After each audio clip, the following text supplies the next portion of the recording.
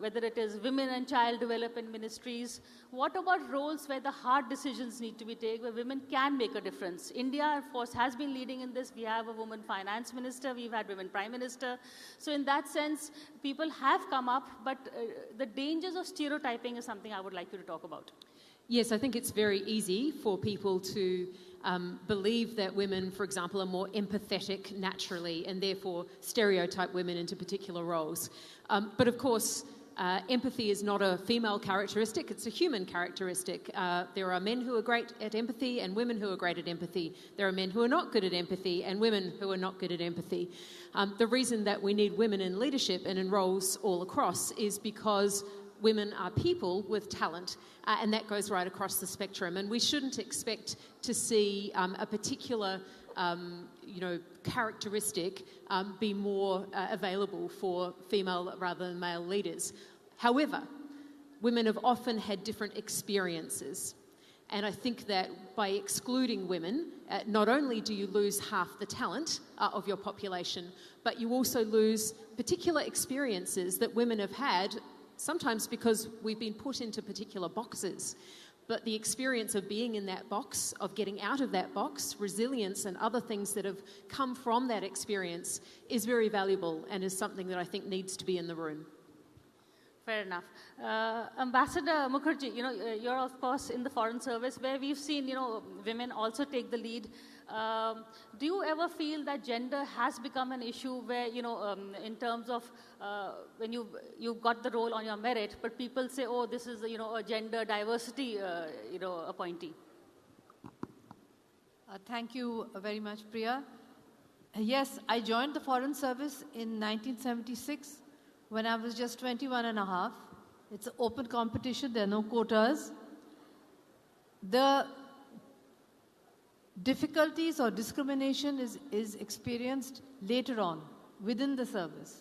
Like for instance, if you're a woman diplomat, in those days at least, you were expected to behave like a male.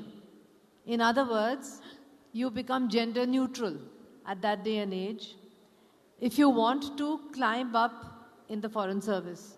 So, in the case of a woman, you would be expected to work in the embassy, to entertain, going home, there's no one else, you have to do the cooking, you do the entertainment. And when there would be visitors from India, you would be expected to take them out sightseeing, etc.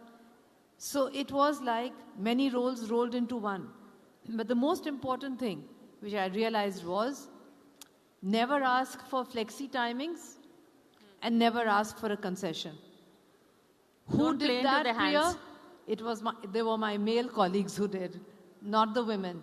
And that is what I would tell my women colleagues in civil service, in IPS, Foreign Service, IAS, that we have climbed the way we have and made our nation proud by refusing to give up the fact that we are women, because we are women, that's why we are special. But at the same time, we can do anything which is asked of us because of that special quality. Priya. Thank you for that.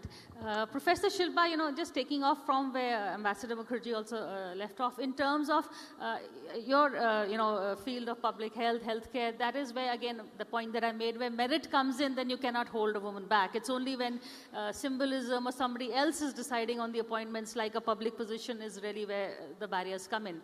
Have you ever felt that the gender card in terms of your work life, or even in terms of, for instance, when you go to work, the clothes you wear, or the way, you feel that you're being judged on your appearances where men are not? Women have to do that something extra special in the workplace? I think I'm a bit of an outlier where, my career path at Harvard has been successful just because I've had, there weren't many overt barriers. It was a very supportive, inclusive environment. And I realized that is a place of privilege, and I'm very grateful for that. But it also, we need to ask the question, how can we make that the norm, not the exception, right? How can you have an equal voice in the room where you don't have to always prove yourself that you deserve to be in the room, but that you can change the room, right? So in my field, in my institution, I really haven't had to face those structural barriers, but I realize that that is not the case everywhere. And I think we need to take that as a proof of concept. So when institutions invest in inclusivity, in supporting junior faculty, women of color, first-generation scholars who are women, they are investing in the institution's success. Because that's what success looks like, is when everyone has an equal role at the table. So the equal role at the table should not just be, something that is symbolic. Deputy Marcella, I would like to ask you about that, because there is a difference between power and authority. In terms of you may give the role and the title, but do women have the authority also? We are living in a world where only 22.9% of cabinets all over have women representatives. So how do you see the role of women in actually exercising authority when they have been given the power? Yeah, well, today the woman leadership is close, linkedly to three major global transformation. First is, as I said, political parity. It has to be absolutely political parity in government and parliaments. That means in cabinets. Cabinets has to be the parity, a reality. And economy inclusion. Financing inclusion. I mean, women need to be included in economy, by the way, by the work and everything, with a lot of guarantees. And that guarantees has to be from the law, a powerful laws that protect them, the rights. That's it. And cultural change. That is the most difficult change to do, because all the cultural, patriarchal cultural is very rising in our societies. But with very powerful laws, we can start changing attitudes. And we can start changing different ways to see the life, to see the work, to see everything, and to participate with more safely. Because violence is always there. Not as an individual, not exactly always to the woman, but to the society. If we live in peace, as a woman, as a child, the society prosper. We share prosperity. That's what that would say that. Thank you. Thank you. In fact, I would also like to share with the audience that I anchor a show which is on women's issues. It's called We Women Want. And we had a discussion recently with young girls who are just graduating, and I asked them, what are your priorities in life? And interestingly, they all began with, first was financial independence. Second was, having a kid. And third was, maybe marriage or, settling down. And they said it's just adjusting. So first we want to live our own lives before we adjust to somebody else's. So it shows today's priorities. A woman knows that really financial independence is the key to her total independence. And Professor Maya, you've done a lot of work in politics and public policy also. And especially in Southeast Asia, I've seen that you're an expert in this region. So how do you see in terms of what can we do in terms of the structural barriers? What needs to be done? What are the impediments that you see? Great. Well, thank you. And that's just a perfect segue, I think, in question. The panel is on women in leadership. And I believe that far too often we're asking women individually to have leadership skills, but it's often the structural barriers that are impeding real participation. So, I teach at a school of public policy, and I have including some very, talented Indians, IAS officers, tech entrepreneurs. And I ask them, so what do you think are the sort of key drivers to development in your country? They talk about things like infrastructure and development. They talk about moving up the value chain. But the single most untapped structural impediment is getting women to work, and getting women to work in large numbers. And in particular, there's not a single country that has moved into high income status that has not moved to around 50% of women in the labor force. So this is not an inclusion issue, it's not a diversity issue, it's a growth issue. And for a conference and conclave that has talked a lot about India growing, the single most important, I think, untapped barrier is getting women to work in large numbers. So Vietnam is at 70%, China is at 60%, even Bangladesh in this neighborhood is at 44%, India is at 25%. So when you think about India growing for the next 2 decades, the single most important thing you can do is get women to work. So I'm going to say 3 things about what we know from the research of how that actually happens. So the first is that you have to invest in the care economy. So you talked about the women coming onto your show who want to enter and they want to make a big difference. So what are the structural barriers that they're going to face? You mentioned they want to have children and they want to work. And those 2 things right now are deeply incompatible in India, in the Indian context. 2 years ago, the Nobel Prize winner, Claudia Golden, talked about this in her research. It's the motherhood penalty that keeps women. So investing in the care economy is one. The second thing, and that's particularly important for this city that we're all sitting in, is developing safe transportation infrastructure, right? Getting people to be able to feel safe, getting to work. And then the third thing is flexible career pathways. And AI is going to do this anyway. Gone are the days where we had one career and the career kept with us, stayed with us for decades.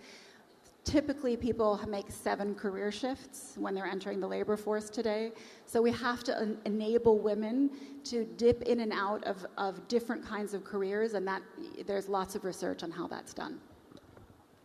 Professor Jenny, in fact, we were discussing stereotypes and labels, and Professor Maya also spoke about the care economy and how motherhood and careers, in terms of there is a little bit of incompatibility with the women.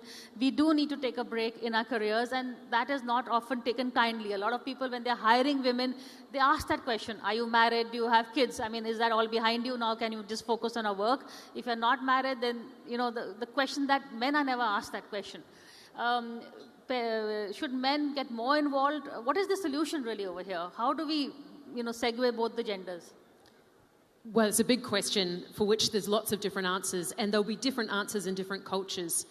But there are, I think, 2 really important things. Firstly, you do have to have good care structures, and that can look really different depending on the environment. But secondly, cultures that have become much more equal in terms of career progression have often focused on the role of men in caregiving, actually. And so making it much easier for men, for fathers to care for their children, for fathers to be deeply involved in taking time out of the workforce. Now, that's a cultural, problem. It takes a long time to perhaps get there in our heads, but I think that has a huge, makes a huge difference. I think there's another really interesting thing, though, and that is women, by virtue sometimes of their caregiving role, bring things that we don't always recognise that are business opportunities. I think that there's a wonderful story of a woman called Marion Donovan who invented the disposable diaper. She went to venture capitalists and said, I've got this great invention, and they all turned her away. And they said, I don't think anyone will buy it. And she said, I promise they will. So no one invested. She did it herself, and she sold her company for a huge amount of money just a few years later. It's a great example of a business opportunity lost because the people making the decisions didn't have the experiences of a broad variety. And I think, the message, if you want one, is, move over, boys, include women, and you will make more money. Actually. So this is my business school hat on. I don't think diversity is only a justice issue. It absolutely is. I think it's also just an opportunity that we're missing. Thank you for that. Ambassador Mukherjee, you're also in a profession where perceptions matter a lot also. So in terms of the way, I mean, I like what you said about, the expectations that come, because you're a woman, you have to do that extra. You have to do your work, but you also have to be a hostess, you have to, look after the home. In terms of perceptions, have you ever had, in terms of the way you conduct yourself, the way you appearances, have you ever taken that extra thing to, convey the message that I'm here as an equal and not here because of some disparity or gender quota? I think I never had to do that because it is well known that in India there are no quotas, women quotas for foreign service, IPS, etc. We got in through merit. The issue only arises, as you said... There are always unstated quotas. Even in office, there are no quotas. But there is always, even in the private sector, it should be seen as, equal. Well, the issue is more complex than that.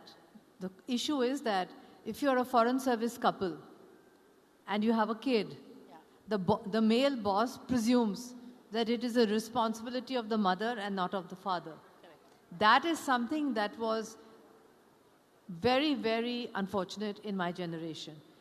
In the present generation, I have to tell you, though you do your TV show, that it is now very difficult to get Indian girls to get married. And if you do persuade them, they don't want to have a kid. So the roles are completely reversed. They want to be financially independent. They may consider marriage. They certainly don't want a kid. In my generation, it was, you have a kid, you look after the kid, you're a diplomat, your husband is also a diplomat, the kid is sick, the babysitter runs away, it's not the father's problem, it's the mother's problem. If you would ask the male boss, he would say, you're the one who decided to be a mother, you look after your kid. That has changed now, and I think that's a great development in India. That's a good note to end on. But Professor Shilpi, I would also, supposing I wear the devil's hat, in this case, the men's hat really, and ask you that is the level playing field because people are becoming more aware and they are trying to, include more women. Sometimes the men feel that the field is slanted now too heavily in favor of women. Yes, we are righting a historical wrong, but is there also a chance that men are right when they complain that women are being given an upper hand in some cases just because they are women? Or do you think that stand has no merit? I don't think so, at least in my field. I'm in the public health space. Not in your field, but generally in terms of the workplace. Right, right. I can see that definitely happening where, oh, you got this because you're a woman. And then to that I would say, no, I got it because of my brains. Not because of my biology. That still very much exists, and it's something that we have to break down. And I'm again lucky enough that I haven't had to face those battles. But again, don't apologize for who you are, right? Own your career, own your leadership. And your voice matters just as much as men's, right? So I remember people telling me, I grew up in India, and they said, well, you have the reservation for this entrance exam, so it's unfair. I get that frustration, but at the same time, if we didn't have that, we wouldn't be having this leadership panel. So I think it's important, and again, be unapologetically yourself. Do not be apologized. Good. Deputy Marcella, your work is also your field. It's politics. So there is a lot of public interaction, some amount of networking that takes place. Does being a woman be an advantage or a disadvantage? Yeah, well, I have been in politics for more than 4 years.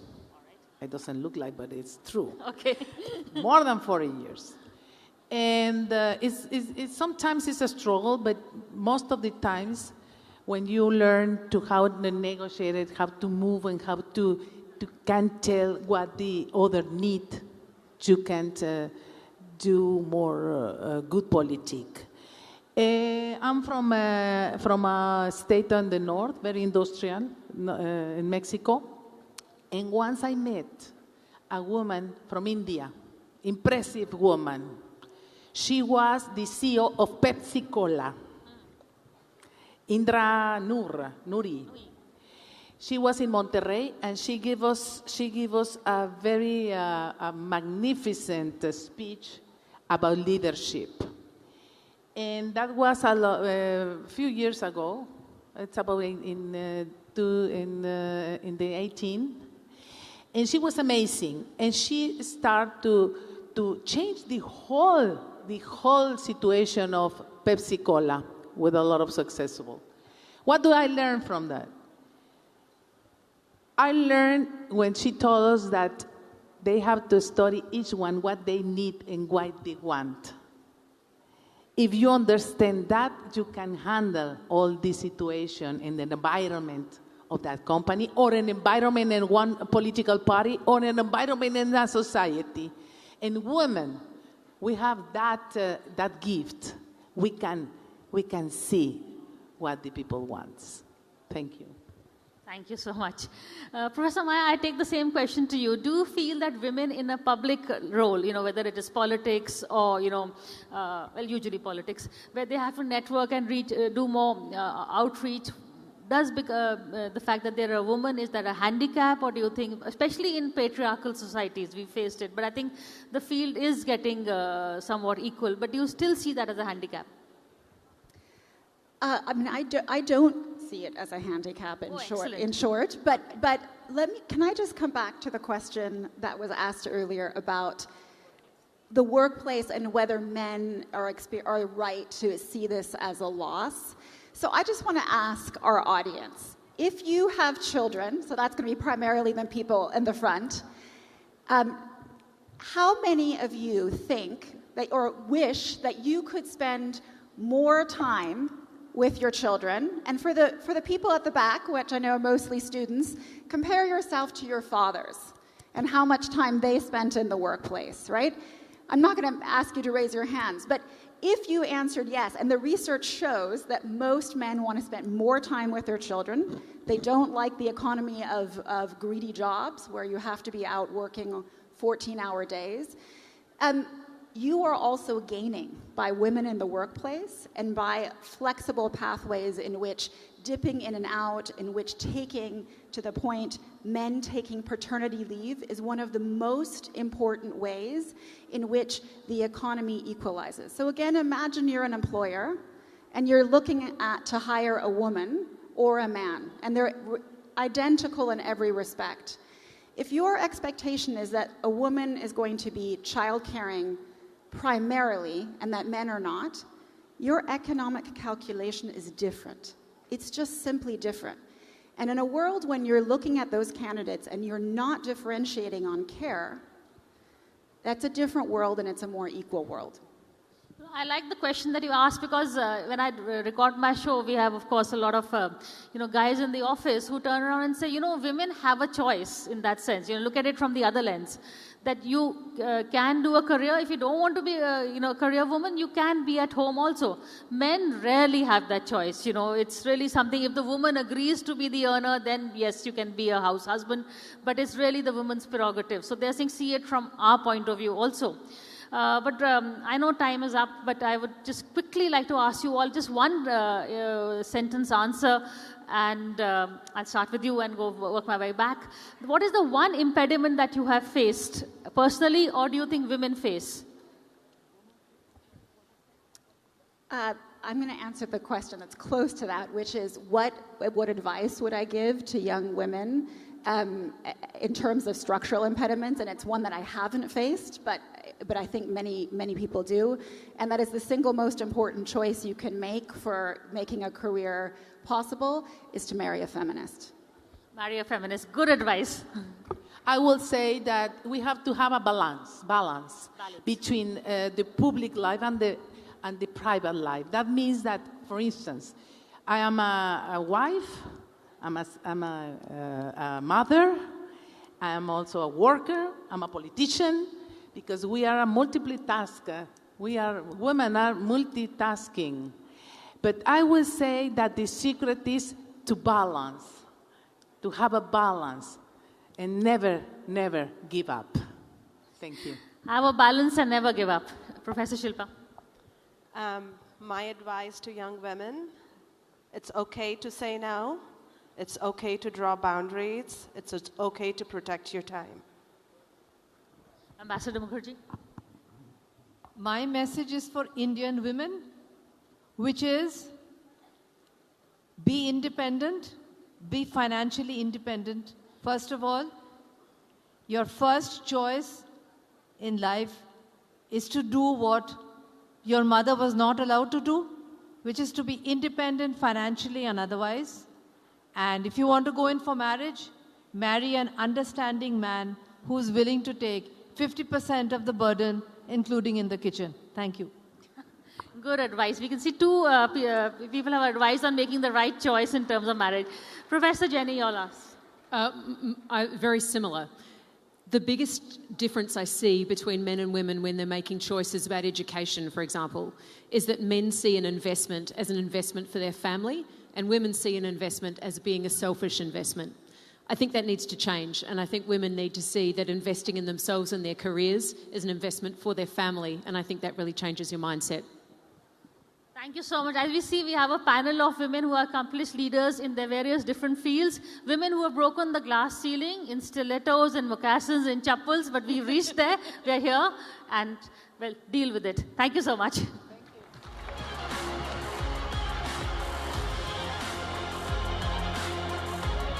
Thank you. What an inspiring panel, wasn't it? And of course, staying with the theme of women in leadership, we will be having a woman who is, of course, in leadership in the national capital in just a short while as well in our midst. That, of course, was the Women in Leadership session that you can see has just concluded, of course. And we are going to be turning, of course, very, very shortly to our next segment. Ladies and gentlemen, could we please welcome, with a loud round of applause, the Honorable Chief Minister of Delhi, Srimati Rekha Gupta ji. Let's have a loud round of applause for our next special guest at NXT 2026. We're very humbled and privileged to be joined by the Honorable Chief Minister of the National Capital of Delhi. बहुत-बहुत स्वागत है आपका ma'am. माननीय मुख्यमंत्री जी हमारे बीच पहुंच चुकी है, जैसे आप देख पा रहे हैं. And I will also tell my foreign dignitaries, our foreign delegates, that there will be a live translation of the Honorable Chief Minister's address. The wired headsets are all on your tables. You can listen to live translation when the Honorable Chief Minister addresses this August gathering in a short while from now. Well, turning now to the next segment, Next in Delhi. And before we hear from the Honorable Chief Minister herself, I want to play out a short AV for our audience gathered here. You're all in the national capital of India today, Delhi. How much progress has been achieved in Delhi?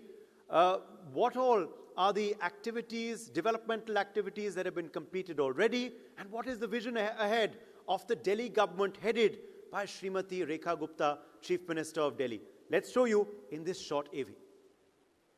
आज हमारी दिल्ली सुविधाओं और infrastructure के मामले में तेजी से आगे बढ़ रही है.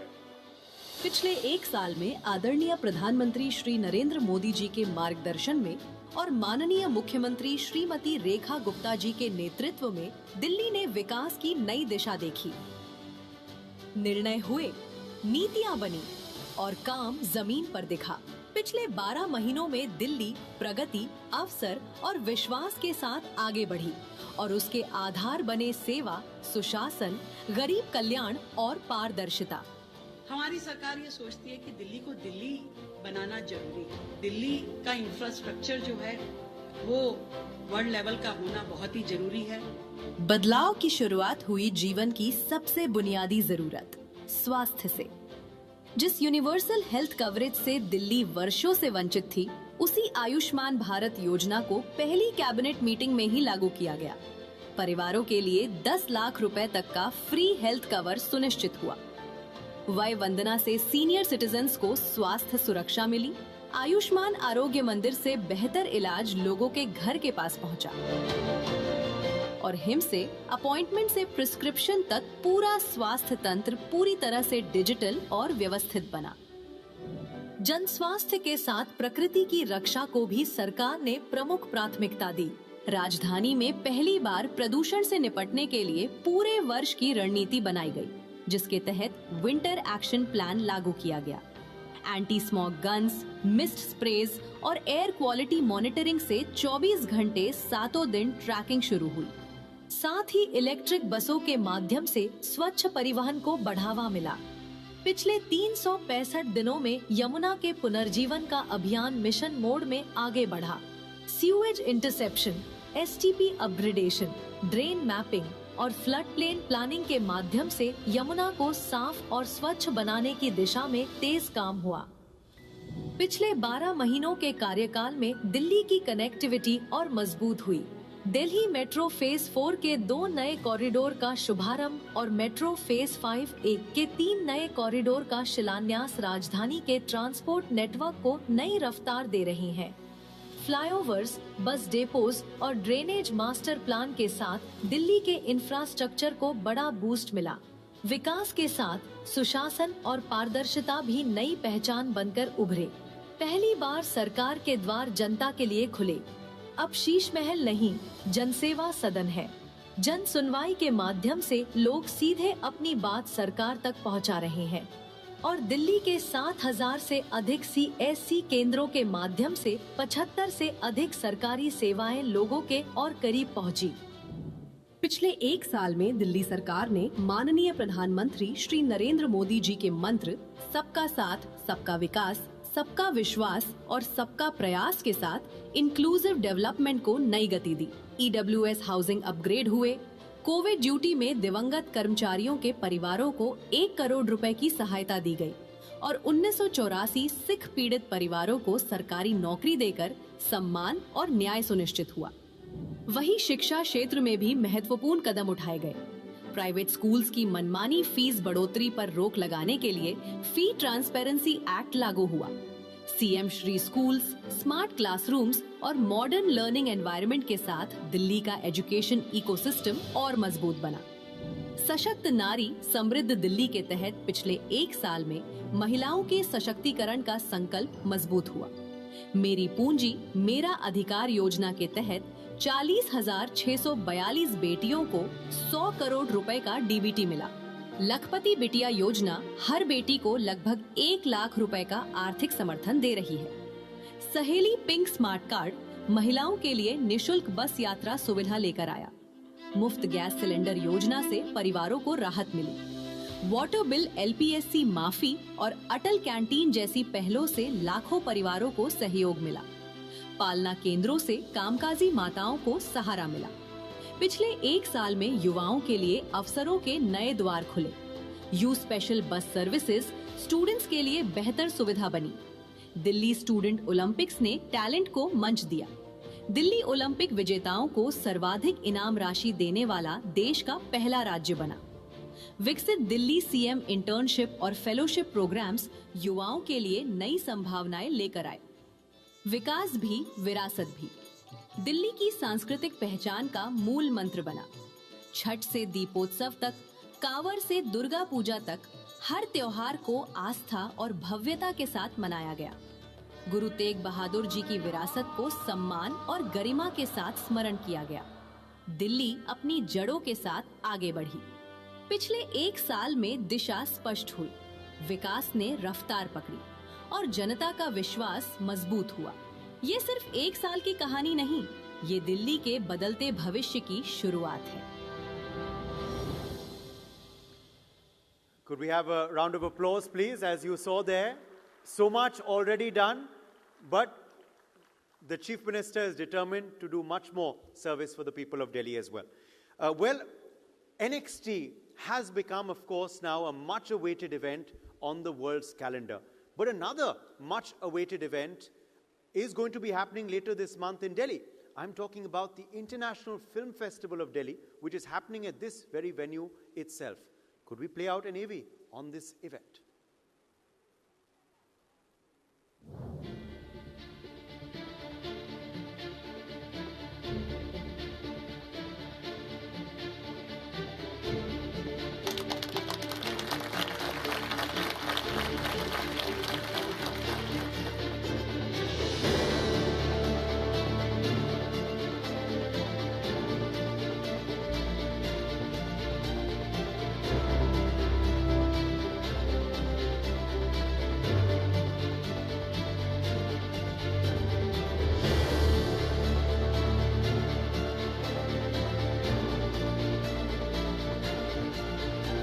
it is my honor to present the International Film Festival of Delhi 2026, 25th to 31st March, Bharata Mandapam, curated across various venues in the capital of India. It is about everyone showing their belief in the festival. The world is ready for Delhi, and Delhi is ready for the world. Delhi is strategically placed right now to present that opportunity to the younger talent of this country. Delhi वैसे ही बहुत special है. It doesn't ask where you come from. It just says, what do you have to say? And this is exactly what this festival, the International Film Festival of Delhi, is all about. As a proud participant of the prestigious IFFD, I promise to champion all those voices to ensure that this space remains one where the unheard story, the unexpected story, the unseen story finds its audience. I've done about 20 films, और उसमें से आधी यहाँ shoot हुई. I truly feel in my heart and soul, where my career is concerned, Delhi is an integral part of my cinematic journey, the culture that Delhi has, and the love that is given me. I think I'm very, very happy and very proud to be a very small part of this celebration of cinema. So thank you for having me. And ladies and gentlemen, welcome to IFFD 2026. जो इस creativity की जो ऊर्जा है, ऊर्जा को भी आपने एक बहुत बड़ा सिंचन देने का ये संकल्प लिया है, इसलिए आपका बहुत बहुत अभिनंदन. बहुत गर्व के साथ मैं ये बात बताना चाहता हूँ कि हमारा पहला फिल्म फेस्टिवल है, लेकिन फिल्म एंट्रीज के मामले में हम ऑलरेडी देश में सबसे बड़ा फिल्म फेस्टिवल बन चुके हैं. ये इंटरनेशनल फिल्म फेस्टिवल दिल्ली वो मंच बने जहां से भारत और दिल्ली का असली स्वरूप उभरता हुआ देश ये पूरी दुनिया को नजर आए. ये सच में उस विजन का हिस्सा है जो आदरणीय देश के प्रधानमंत्री नरेंद्र मोदी जी का कहना है, और उसी विजन के साथ में हम दिल्ली को एक क्रिएटिव कैपिटल बनाना चाहते हैं. एक कैपिटल जहां कॉन्सर्ट इकोनॉमी हो, जहां ऑरेंज इकोनॉमी के साथ में हमारा युवा चले, और दिल्ली में जो विजन हर व्यक्ति देखता है, उस विजन के साथ में ये दिल्ली आगे बढ़े. मैं ये समझती हूँ कि ये फिल्म फेस्टिवल नए कीर्तिमान स्थापित करेगा, देश दुनिया में एक मुकाम पे पहुँचेगा. Thank you so much. आप सबको मेरी ओर से ढेर सारी बधाई, शुभकामनाएं.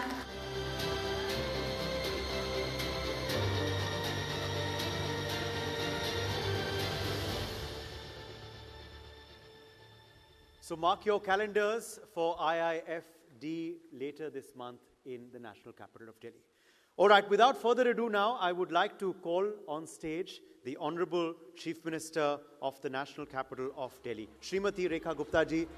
May I please have you on stage for your special keynote address. जोरदार तालियों से इनका स्वागत किया जाए. बहुत बहुत स्वागत है आपका मैम.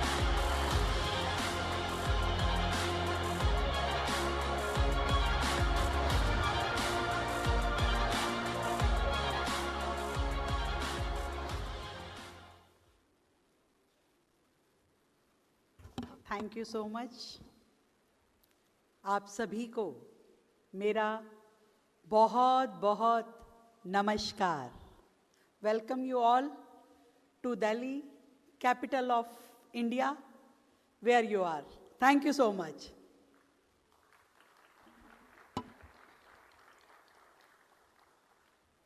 बहुत ही शानदार आज का टॉपिक है. What is next? भविष्य में क्या? What is in our future? पर जब फ्यूचर की बात कर रहे हैं तो आज while coming to this concert मैं याद कर रही थी 2020 मार्च मंथ को. आप सबको याद होगा, यही मार्च का महीना पर 6 साल पहले पूरा वर्ल्ड, पूरा विश्व क्या सोच रहा था, क्या देख रहा था, उस कोविड के टाइम पर। जब वो कोविड का टाइम था, पूरी दुनिया उस चैलेंज को फेस कर रही थी, तो हम सब के लिए फ्यूचर क्या था? एक डार्कनेस, एक पैनिक, अनसर्टेनिटी, केवल कुछ नजर नहीं आ रहा था, दुनिया किस ओर जाएगी, क्या उस फ्यूचर में हम होंगे या नहीं होंगे? पूरा विश्व केवल वही सोच रहा था। आज हम यहाँ बैठ करके अपने फ्यूचर को प्लान कर रहे हैं। एक बार मिल करके उस ईश्वर का, उस भगवान का, उस गॉड का धन्यवाद करें। आप सबको मेरी ओर से बहुत धन्यवाद है कि आपने समय निकाला और इस प्रोग्राम को ज्वाइन किया, जहां आज पूरे वर्ल्ड से लोग आए हैं, डेलीगेट्स पार्टिसिपेट कर रहे हैं और जानना चाहते हैं एक दूसरे को, एक दूसरे देशों के लोगों को। और सच में मैं बधाई देती हूं कार्तिकेय शर्मा जी को। एक बार चाहूंगी जोरदार तालियां कार्तिकेय जी के, जिन्होंने इस ब्रॉड कंसेप्ट के साथ, इस ब्रॉड विजन के साथ हम सबको यहाँ एक प्लेटफॉर्म